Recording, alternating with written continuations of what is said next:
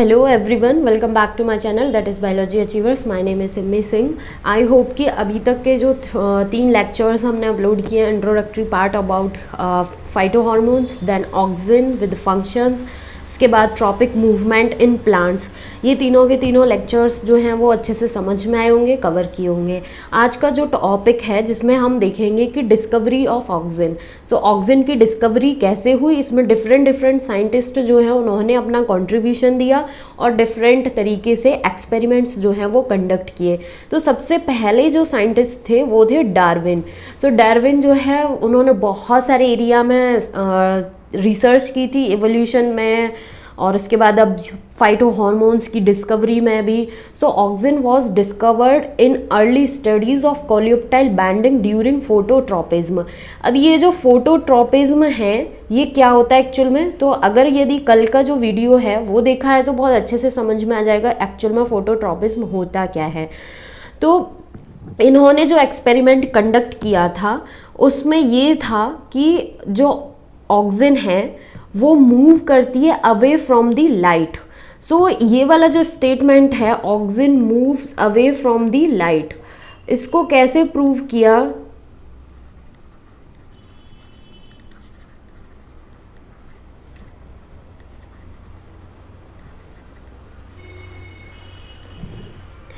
अब यहाँ पर ये हम देख सकते हैं कि 80 की बात है, डार्विन जो है उन्होंने एक एक्सपेरिमेंट कंडक्ट किया जिसमें उन्होंने कैनरी ग्रास जो है उसका कोलियोप्टाइल रीजन जो होता है उसको लिया। सो ये क्या है, कैनरी ग्रास जो है उस पर उन्होंने एक्सपेरिमेंट कंडक्ट किया था, तो उसका ये क्या है, कोलियोप्टाइल है।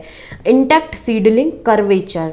अब जब हम कह रहे हैं कि एक स्टेटमेंट ऐसा है, auxin moves away from the light, तो ये जो कोलियोप्टाइल होता है यहाँ पर हमने इसको यूनिलेटरल लाइट जो है वो दी, तो जहाँ पर लाइट पड़ रही होगी उस वाले रीजन से ऑक्सिन जो है अपोजिट रीजन की तरफ मूव कर जाएगी। मीन्स कि हम ये समझ सकते हैं कि ये वाला जो लाइट जहाँ पर पड़ रही होगी वहाँ पर ऑक्सिन की कंसंट्रेशन कम होगी और जो उसके अपोजिट वाला रीजन होगा वहाँ पर ऑक्सिन की कंसंट्रेशन जो है वो ज़्यादा होती है। सो ये स्टेटमेंट को वेरीफाई करता है, auxin moves away from the light. अब जब ऑक्सिन के बारे में उसके फंक्शंस हम पढ़ चुके हैं तो वहाँ पर हम ये भी देख चुके हैं कि ऑक्सिन जो है वो एक ग्रोथ प्रमोटिंग हार्मोन है, ग्रोथ को प्रमोट करता है। मीन्स सेल एलोंगेशन जो है उसमें अपना फंक्शन परफॉर्म करता है। तो जहाँ पर ऑक्सिन की कंसंट्रेशन ज़्यादा होगी उस वाले रीजन की सेल्स बहुत ज़्यादा फास्ट ग्रोथ जो है उसको शो करेंगी as compare to lower concentration.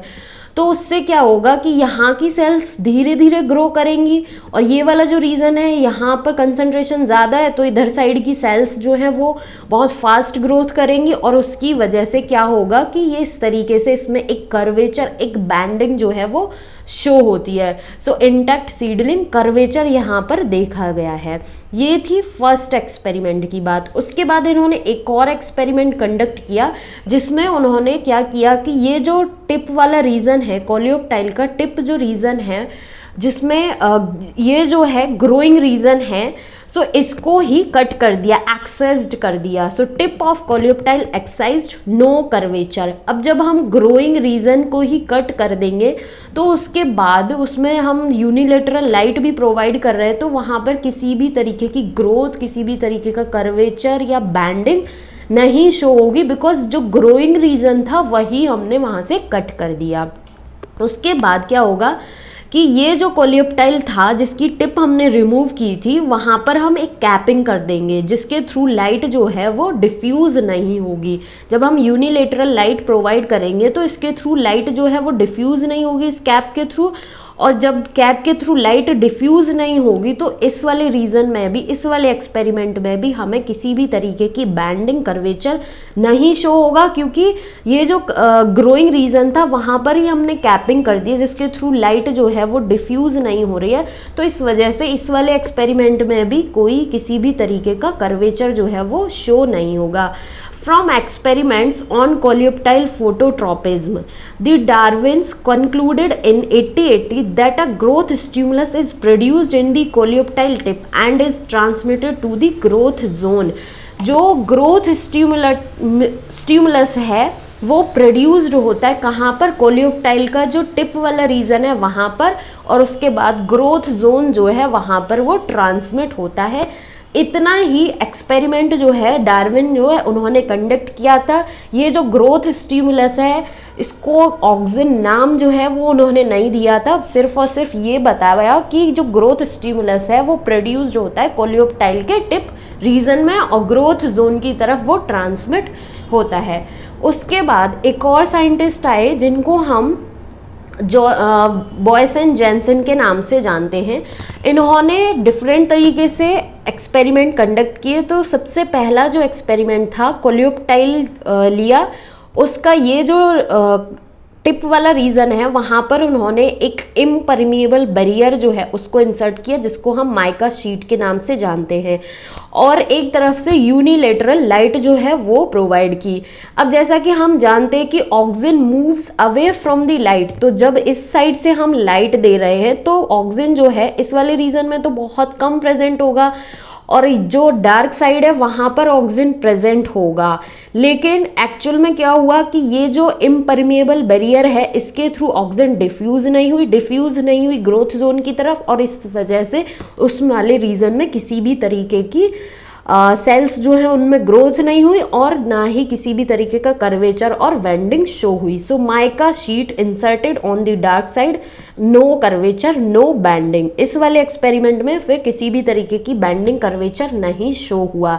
लेकिन एक और एक्सपेरिमेंट उन्होंने कंडक्ट किया। इसमें क्या किया कि जिस साइड से लाइट प्रोवाइड की जा रही थी उसी साइड पर इन्होंने क्या किया, mica sheet means impermeable barrier जो था उसको इंसर्ट किया। जब इस साइड से लाइट जा रही है और इसी साइड पर इम्परमिएबल बैरियर जो है उसको इंसर्ट कर दिया, तो इसमें क्या होगा कि ये वाला जो रीजन होगा यहाँ पर बहुत कम कंसंट्रेशन होगी ऑक्सीजन की। ये वाला जो रीजन होगा, डार्क साइड वाला जो रीजन होगा, यहाँ पर ज़्यादा कंसंट्रेशन होगी और इसमें किसी भी तरीके का इम्परमिएबल बैरियर नहीं है।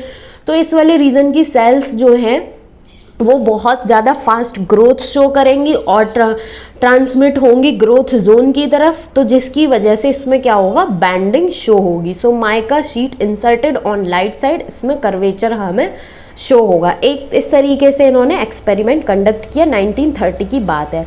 उसके बाद एक और एक्सपेरिमेंट इन्होंने कंडक्ट किया कि जो कोलियोप्टाइल था उसकी टिप को रिमूव कर दिया। रिमूव करने के बाद कोलियोप्टाइल की जो टिप है और कोलियोप्टाइल जो है उसके बीच में एक ऐसा सब्सटेंस, एक ऐसा बैरियर फिट किया जो कि डिफ्यूजेबल था, जिसको हम जिलेटिन के नाम से जानते हैं या फिर आगार भी इसके केस में हम यूज़ कर सकते हैं। सो पहले तो कोलियोप्टाइल की टिप जो है उसको कट किया, रिमूव किया, उसके बाद इन दोनों के बीच में एक जिलेटिन जो है उसको फिक्स किया, gelatin between tip and coleoptile stump. उसके बाद क्या हुआ, normal phototropic curvature remains possible. उसके बाद ये जो टिप रीजन है यही तो ग्रोइंग रीजन है, यहीं पर तो ये जो ऑक्सिन थी इसकी सिंथेसिस हो रही है, इसकी सिंथेसिस हो रही है, और ये जिलेटिन का एक डिफ्यूजेबल बैरियर है, मींस ऑक्सिन जो है इसके थ्रू डिफ्यूज हो जाती है। डिफ्यूज होने की वजह से क्या होगा कि इसमें भी कर्वेचर जो है वो शो होगा। So in 1930 Boysen and Jensen discovered that the growth stimulus passes through gelatin but not through water impermeable barrier such as mica. जो डार्विन थे उन्होंने तो अपने एक्सपेरिमेंट में ये बताया था कि जो ग्रोथ स्टिमुलस है वो फोटोट्रॉपिक मूवमेंट जो है उसको शो कर रहा है, लेकिन बॉयस एंड जेनसन जो थे उन्होंने ये बताया कि ऑक्सिन जो है वो एक डिफ्यूजेबल सब्सटेंस है, मींस कि अगर यदि कोई डिफ्यूजेबल बैरियर है उसके थ्रू वो डिफ्यूज हो जाएगा, इम्परमिएबल बैरियर है तो नहीं होगा। ये इन्होंने कंक्लूजन निकाला अपने एक्सपेरिमेंट में, जैसा कि हम यहाँ पर देख सकते हैं कि in 1930 Boysen and Jensen discovered that the growth stimulus passes through gelatin. Gelatin जो कि डिफ्यूजेबल बैरियर था उसके थ्रू पास हो जाता है, लेकिन वाटर इम्परमिएबल बैरियर जैसे कि माइका जो है उसके थ्रू नहीं हो रहा था, जो कि इस वाले एक्सपेरिमेंट से हम ये कंक्लूजन अच्छे से समझ सकते हैं। आई होप कि ये दोनों एक्सपेरिमेंट्स जो हैं वो समझ में आ गए होंगे। उसके अलावा और भी साइंटिस्ट आए, अभी तक ये नहीं पता था कि ये जो सब्सटेंस है ग्रोथ स्टिमुलस है एक्चुअल में उसका नाम नहीं दिया गया था कि ये ऑक्सिन है। उसके बाद 1990 में पॉल नाम के साइंटिस्ट आए, उन्होंने भी एक एक्सपेरिमेंट कंडक्ट किया कि कोलियोप्टाइल जो था उसकी पहले टिप को रिमूव किया। सो टिप रिमूव करने के बाद वो जो कोलियोप्टाइल टिप था उसको कोलियोप्टाइल के एक साइड पर प्लेस कर दिया। So tip replaced on one side of the coleoptile stump. उसके बाद क्या देखा कि इसमें भी बैंडिंग जो है वो शो हो रही है। So growth curvature develops without a unilateral light. किसी भी तरीके की लाइट जो है वो प्रोवाइड नहीं की जा रही है, उसके बाद भी इसमें बैंडिंग जो है वो शो हो रही है, बिकॉज जो ग्रोथ स्टिमुलस था वो कहाँ पर सिंथेसाइज हो रहा था, ग्रोइंग रीजन, टिप वाले रीजन में। तो इसके बाद ये जो पॉल थे उन्होंने जो एक्सपेरिमेंट कंडक्ट किया था उसका कंक्लूजन क्या निकला कि growth promoting stimulus produced in the tip was a chemical in nature. So इन्होंने ये बताया कि जो ग्रोथ स्टिमुलस प्रोड्यूस हो रहा है टिप वाले रीजन में वो लाइट की वजह से ग्रोथ नहीं शो कर रहा है, बैंडिंग नहीं शो कर रहा है, वो एक केमिकल नेचर का सब्सटेंस है जो कि ग्रोथ को प्रमोट कर रहा है विदाउट यूनिलेटरल लाइट। उसके बाद एक और साइंटिस्ट आए जिनको हम FW वेंट के नाम से जानते हैं। 1926 की बात है, जिसमें उन्होंने एक एक्सपेरिमेंट कंडक्ट किया कि कोलियोप्टाइल जो है डिफरेंट कोलियोप्टाइल लिए, डिफरेंट कोलियोप्टाइल जो है उनकी टिप को रिमूव किया। रिमूव करने के बाद ये जो टिप थे उनको एक सब्सटेंस, डिफ्यूजेबल सब्सटेंस जैसे कि जिलेटिन या फिर आगार कुछ भी यूज़ कर सकते हैं, उस पर इन्होंने उनके ब्लॉक्स बनाए। मीन्स कि ये टिप जो है जिलेटिन जो सब्सटेंस था उसमें कुछ टाइम के लिए इंक्यूबेट किए। इंक्यूबेट करने के बाद ये जो टिप थे उसको डिस्कार्ड कर दिया। डिस्कार्ड करने के बाद ये जो जिलेटिन के ब्लॉक थे उसको क्या किया, ये जो कोलियोप्टाइल की टिप रिमूव की थी इसके एक साइड पर प्लेस कर दिया। So placed each gelatin block placed on one side of coleoptile stump. So उसके बाद भी किसी भी तरीके की इसमें भी कोई लाइट सोर्स नहीं दिया गया था। Coleoptile band in total darkness. जब टोटल डार्कनेस होगा तब भी कोलियोप्टाइल जो है वो क्या कर रहा है, बैंडिंग कर रहा है। Angle of curvature can be measured, और इस वाले एक्सपेरिमेंट के थ्रू जो कर्वेचर का एंगल है उसको भी मेजर किया जाता है। सो ये जो एक साइड पर प्लेस हुआ था इसमें ये वाला जो रीजन था जो कि ऑक्सीजन डिफ्यूज होकर जिलेटिन ब्लॉक पर आ गई थी, और उसके बाद जिलेटिन ब्लॉक भी एक डिफ्यूजेबल बैरियर था, इसके थ्रू ऑक्सीजन जो है यहाँ से डिफ्यूज होकर जा रही थी और जो कि ग्रोथ हो रही थी, इलोंगेशन हो रहा था सेल्स का। इसी वजह से जब यहाँ पर इस वाले रीजन में कंसंट्रेशन ज़्यादा थी ऑक्सीजन की तो इसमें बैंडिंग जो है वो देखी गई, कर्वेचर देखा गया। तो इस वाले एक्सपेरिमेंट से क्या कंक्लूजन निकलता है, active growth promoting substance can diffuse into a gelatin block. ये जो साइंटिस्ट थे इन्होंने जो एक्सपेरिमेंट कंडक्ट किया था तो इन्होंने ये प्रूव किया कि जो जिलेटिन है या फिर आगार जो हम यूज़ कर रहे हैं वो एक डिफ्यूजेबल बैरियर है, और ये जो एक्टिव ग्रोथ प्रमोटिंग सब्सटेंस है वो इसके थ्रू इजीली डिफ्यूज़ कर जाता है। डिफ्यूज़ होने के बाद अपना जो उसका नेचर है बैंडिंग कराने का, कर्वेचर का, ग्रोथ मीन्स सेल इलोंगेशन का, वो उसको शो कर रहा है।